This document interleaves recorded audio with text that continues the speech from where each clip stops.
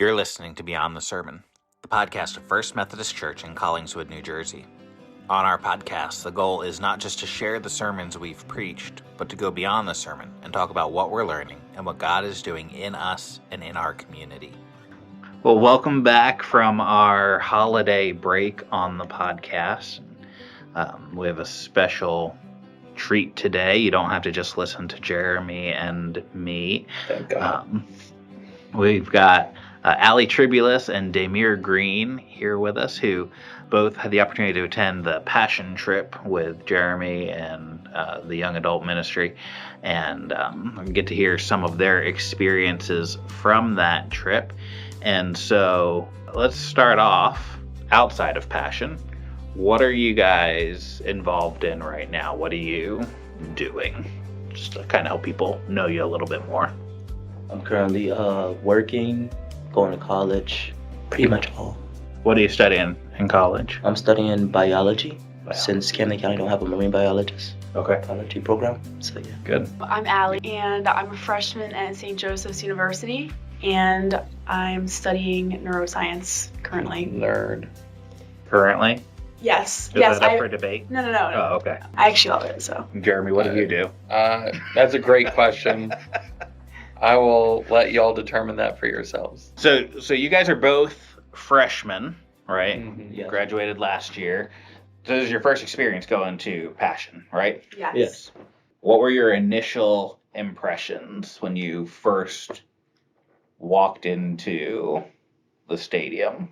It was a little overwhelming because I wasn't sure what to expect, but overall, it was a great experience, and you could really feel when you walked in, you could just feel it. Mm. when It's you a walked holy in. space. Yeah.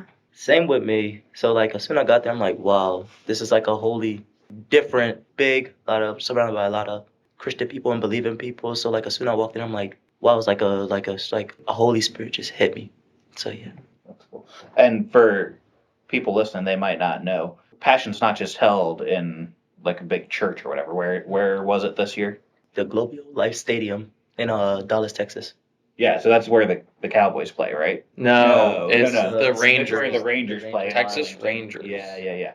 Yeah. So I've been in that stadium. It's pretty big. That my boys will always remember that stadium as the one where there were fireworks inside the dome. Oh, we did not get that. You didn't get Sadly. fireworks. Sadly. Well, nobody hit a Nobody home run, I'm sure. So. No. So what were some of your expectations going into the trip? I'm sure Jeremy had told you a bit about it. That's why you went. But I just said go, yeah. and they trust me. Basically, yeah. I wasn't really sure what to expect because I didn't really know anything about it. I've heard other people that went, but I didn't really do my own research, so I really had no expectations, but it was wonderful nonetheless. Well, in that case, thank you for trusting me. You're welcome. On our way there, I was kind of nervous because I've never been in a big stadium, and I never went to Passion before, so I was what am I expecting basically and all that. And it just helped me basically just get out and actually leave the daily life behind and focus on this to actually take a breath. So it was kind of a great experience for me. Jeremy, this is not your first time. Mm-mm. So how did this experience of Passion line up with other ones? It was the worst one by The far. worst one, yeah. Not because of Passion, but because of the company. No. It was, this is the first time I've done, I honestly lost count. I want to say 8 Passions. And I've only been to one that wasn't in Atlanta, and it was in D.C. So this is the first time I had to fly to Passion, always driven. So that was dynamic shift and good and bad in various ways.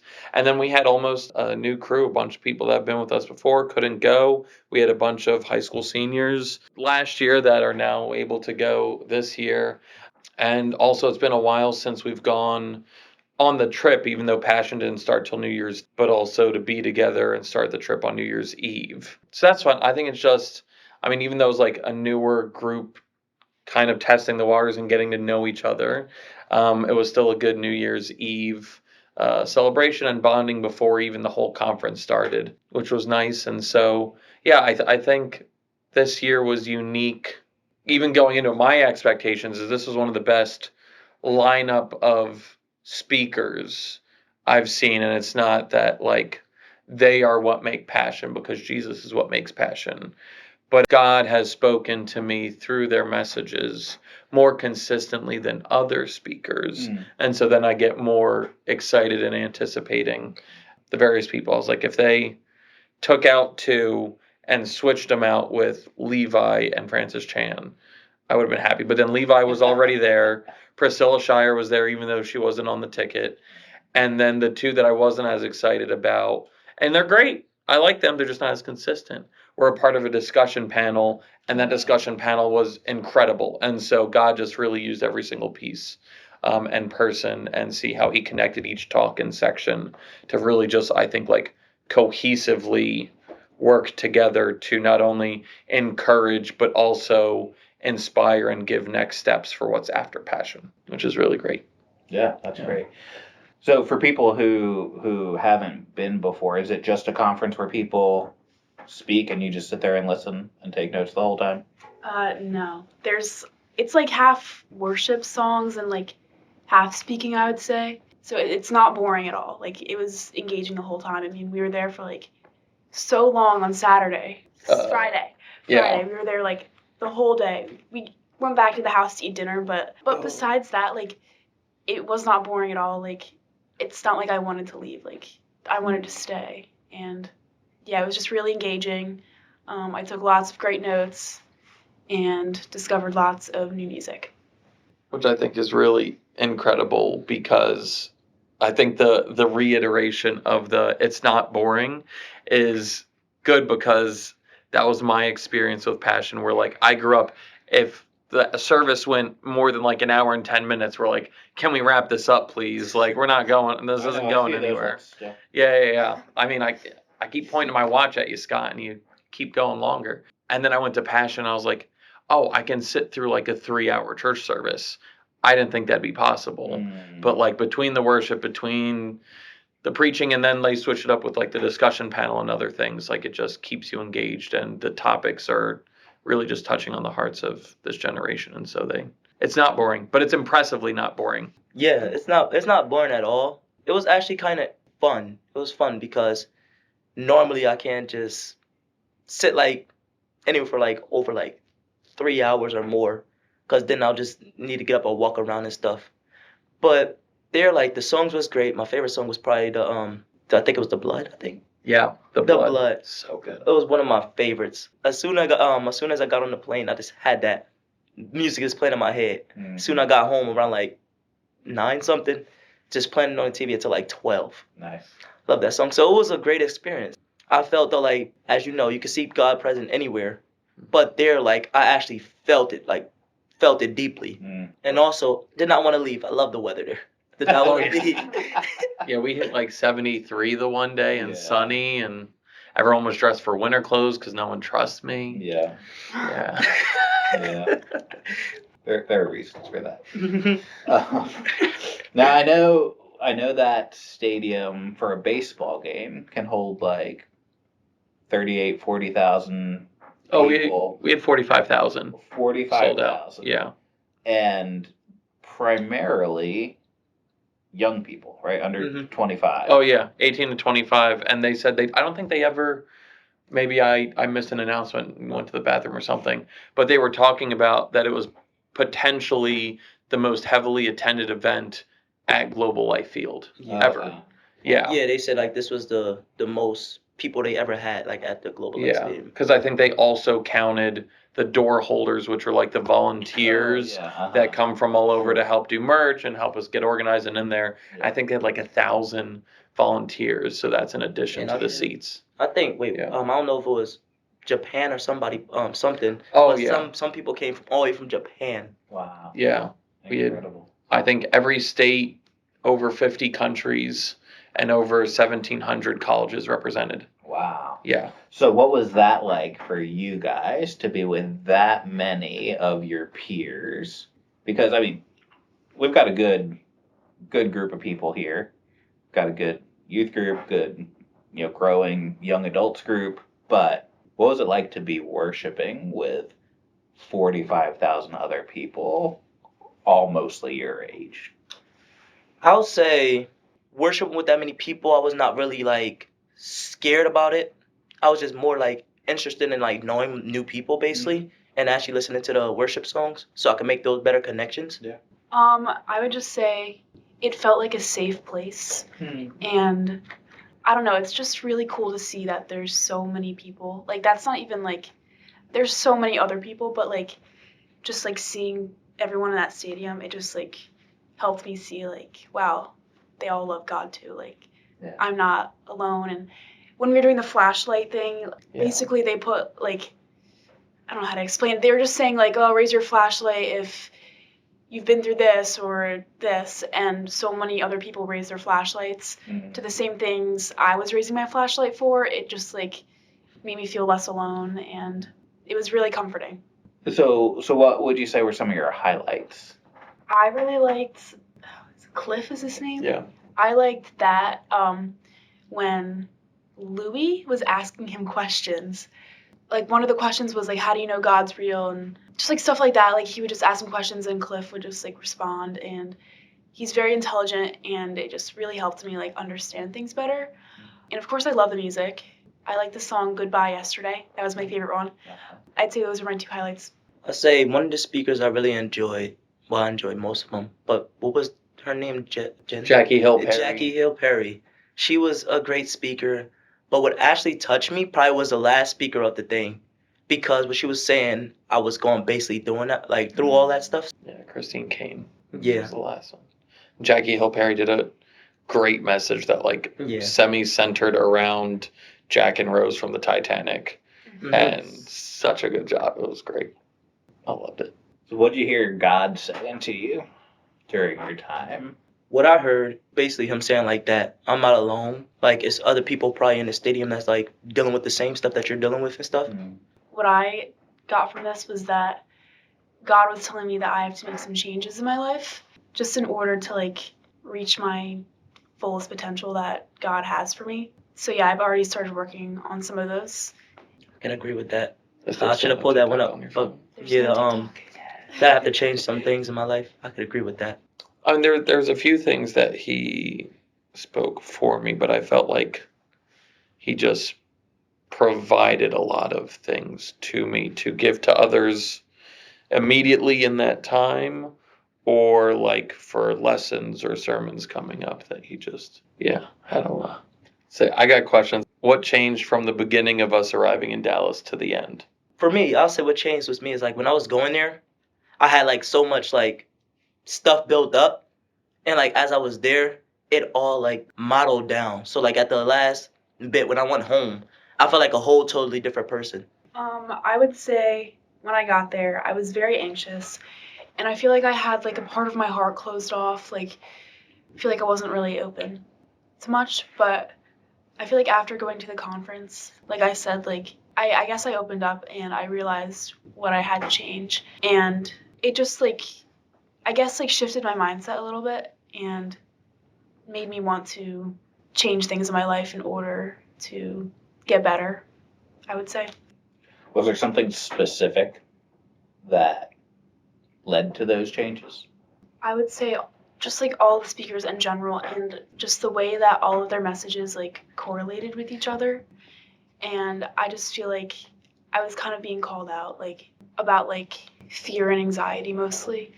I feel like that was a big thing that they touched on. And I feel like I realized that I've been going to other places and things to like try and like make myself feel better, but I haven't really truly gone to God with these things. And just like some of the messages, like they were talking about that, and it made me realize that I really should put God first instead of going to other things like my friends and just like stuff like that. And instead of like shutting myself away and like isolating myself, I should, like what Sadie Robinson was saying, she was saying like about her anxiety, she was saying how she had really good friends to help her through it, and she would like talk with them, her like godly friends. And I feel like I also don't have many of those. So she was talking about her friends. So that's one thing I realized I need to like find more godly friends, I guess. And one thing that happened after Passion, I did invite my best friend to church. So I'm hoping she comes this Sunday. But I think she will because we were talking about it a lot. And I was just telling her my experiences of Passion. But yeah, I realized that I need to go to God first instead of turning to other things. She just took all the stuff I was thinking about. But yeah, like as she said that like all the speakers, I felt like they was like basically calling me out, and like half of the speakers, I felt like it was directly coming to me because I don't go to God for it. Like I hold it like in like hostage basically, and hold it deep down, and like it's like a pressure. And I need to talk about this to somebody. I need to get this to God. At the end of Passion, as I said, I went to Germany. I told him what was going on. He prayed for me, and after that, it felt like easier to like actually try to go speak to someone. Mm. Thank you for that, Jeremy. Of course. And that was one of those things that, like, walking with and being with you guys for 3-4 years. How long have I been here? My son was born when I got here, so 3.5 years. I don't think that Day would have had that opportunity to share at the end of the trip if someone didn't know him. And like, because I checked on you on like 3 or 4 times, like, Day, are you okay? Like, everything good? Like, he was just seeming off, and I didn't know what, but I also wanted to give him the space to just chew on whatever God was doing. And then he was bold enough to share with me at the airport what was going on and able to pray for him. But like, if it was just like a new kid I didn't know, then it was like, I don't want to, like, maybe that's just his normal thing, or he's just tired, like, not going to press on that. And then with Allie, just trying to help support her leading up to getting to the actual Passion event, I don't think she would have entrusted a stranger or allowed them into that space to navigate that time, which again, I don't take for granted the trust that they've put into me, and trying to, I mean, Mexico definitely helped with that. And I forget at some point at Passion, I forget what you're trying to do, and I was like, Allie's going to get hurt or whatever, and I was like, Rebecca can save your life only so many times. So something like that. But it's just like a blessing of walking together, like as a family, and navigating the things outside of the specific event, and like things that you pay to go be a part of, and seeing how God uses all of that as a part of the entire experience to draw them closer to Him, and hopefully to other believers to continue to encourage and hold accountable and all of that kind of stuff. And so, yeah, I'm just blessed of just how God's been working and all of that. What would you share with someone who was thinking about going to Passion next year? But I would, but I Aside was from Jeremy's just, go. I'm just gonna tell them to go. But no, I'll share like the stuff that I experienced. Tell them that they something like Jeremy, they should go. Well, you can probably catch that experience as well because you're surrounded by so many believers, and like you might be at a life like thinking like, is this like a step that I want to take? Basically, yeah, you should go because it's like a good opportunity and also like a good place where like you can see other people that's probably going through the same things you're going through. I would just say to do it and to take the risk. I think it was Louis who said it in his like talk. If you're feeling lost, like Passion's not gonna like it's not just gonna heal you miraculously, but it can be like a first step in order to start that healing process. And I think that it has been that for me so far. So I would just say to go, take the risk. You never know what's gonna happen.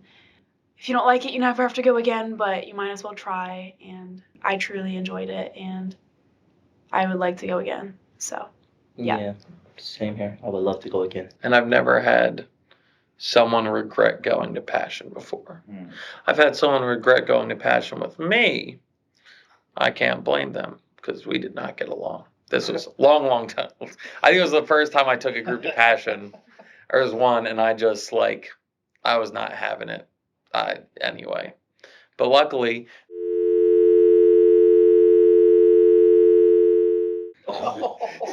Can I say that publicly? Can I? You can. Okay. Follow up. If passion is a first step or a step in the process, what do you feel like God's saying or is maybe a next step? I think for me, I need to go to God first. Like, I need to pray a lot more. I feel like that's something I've been lacking, and reading my Bible regularly. That's another thing. I just feel like I have not been doing that throughout my first semester of college. I mean, I've been like involved in campus ministry and stuff, but I've been like lukewarm, I would say. Like, I haven't actually like gone deeper and fully devoted my life. And there's like some things I need to cut out, and I guess probably some people I should cut out too. But yeah, We're I guess not on that list, Dave. Don't worry. I guess those are just some of the next steps. I just really need to like grow closer is what I'm being called to do. And in order to do that, I just need to do some life changes. And yeah, I think that's what I'm being told. What I say, I'll have probably like say I need to read the Bible more and also like pray more because I haven't been doing that. God basically like showed me like the inside person. Like he renewed me basically. So now I'm seeing like expectations on like what he wants me to do and how he wants me to do it and what steps he wants me to take. I'm seeing that right now. And that was I forgot who touched on it, but they were talking about like almost like having a spiritual role model from like church history or something. And essentially we always focus of when I'm there instead of the what am I supposed to be doing here and how did they get there is because of all the important things they did to draw closer to God in the here and now. And I think that was really encouraging, inspiring, because sometimes a lot of times we're like, well, when I'm 20 years down the road in this stage of life, that's when it'll all click. But it's what are we doing now to get us in that direction? And so, yeah, having that perspective is very helpful, I think, for everyone. Anything you were hoping I would ask you about that I haven't asked you about? You're just dying to share with the listeners? Best barbecue you ate, or... I don't like the Texas barbecue. Why? It did her dirty. Stop It did her dirty. It was delicious. Don't tell me it wasn't delicious. It was good. The brisket was okay. You had the brisket too? Yeah, I had like the sandwich. Oh. The brisket was good. I had my first Texas Twinkie, and it was so good. It's I think it's a jalapeno pepper, some sort of pepper stuffed with cheese and some sort of, I mean, maybe the brisket, maybe pulled pork inside that, and then wrapped in bacon and fried. It was so good. They serve a hot dog like that at Global Life. Also, I couldn't afford everything that was at Global Global Life. But yeah, it was a hot dog inside a pepper with cheese and then wrapped in bacon. And then... Yeah, it was the way to go. And I felt bad for, apparently it was a lot of people's first real barbecue experience, and they weren't anticipating the size of their meals. Like the Big Papa? Yeah, like the Big Papa. Everything's bigger in Texas. So Murph and Gracie got the Big Papa, which is a stuffed potato, and they were thinking like the potato you buy at the grocery store. Yeah. It was probably like a 10 to 12 inch long and like 6-inch wide potato piled up about like 6 inches. Potato itself probably weighed a pound. It was definitely lived up to the name Big Papa. So they could have easily split that, but they tried their best and shared and all that kind of stuff. That was good. We also got In-N-Out, which was good. Oh, I like In-N-Out. A lot of people's first In-N-Out. And Evan wore the hat, and that was great. He has a little kid's hat that you can wear. It was a good time. Well, that's our conversation for today. But that doesn't mean the conversation is over. We'd love to hear your thoughts on these topics as well. To ask a question about anything we've discussed in this episode or to join the conversation, you can head over to fumccollingswood.org/podcast. Thanks for being part of this conversation.